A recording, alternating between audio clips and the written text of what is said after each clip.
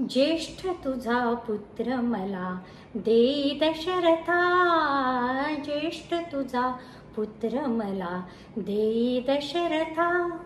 विश्वामित्र ऋषींनी आपल्या स्वरक्षणासाठी, आपल्या आश्रमातील इतर ऋषीमुनींच्या रक्षणासाठी ज्या वेळेला दशरथ राजाकडे त्याच्या पुत्रांची मागणी केली, त्यावेळेला दशरथ राजाने अतिशय आनंदाने आपले दोन्हीही पुत्र त्यांच्याबरोबर पाठवून दिले। खरंच आज मी रामनवमी निमित्त ज्या वेळेला गीत रामायण ऐकायला गेले ना, त्यावेळेला या गाण्याने मी खडबडून जागी झाले। नमस्कार, मी तुमची NLP कोच आणि पेरेंटिंग कोच योगिता गुळवणी आज रामनवमी निमित्त तुमच्यासाठी हा खास व्हिडिओ घेऊन आलेली आहे। ज्या दशरथ राजाला महत् प्रयासानं पुत्रप्राप्ती झाली होती, खूप दिवसानंतर त्याला पिता होण्याचं सौख्य प्राप्त झालं होतं, तरीही केवळ आपल्या प्रजाजनांसाठी, ऋषी मुनींचं संरक्षण करण्यासाठी आपले दोन्हीही पुत्र अगदी महान मनानं त्यांनी त्यांच्याबरोबर पाठवले। आपण म्हणतो ना, राम मर्यादा पुरुषोत्तम होता। आपला देशच काय, जगातले सगळे लोक त्याच्यापुढे नतमस्तक होतात। आज माझ्या मनात विचार आला, राम हे सगळं शिकला कुठून असेल?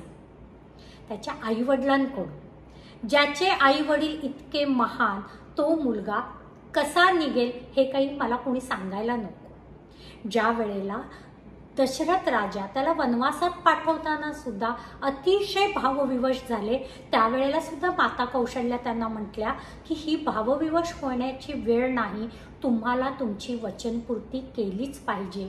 मग ज्या मुलाचे आई वडील इतके महान असतील, इतके कर्तव्यदक्ष असतील, इतके उत्तम राजा राणे असतील, तेच संस्कार त्यांच्या मुलाला नाही का मिळणार? म्हणून आपल्याही घरी जर आपल्याला राम व्हावा वाटत असेल, तर आधी रामाच्या मात्यापित्याप्रमाणे आपलेही विचार, आपलीही कर्तव्य दक्षता आपल्याला तितकी त्या टोकाला न्यायला नको का?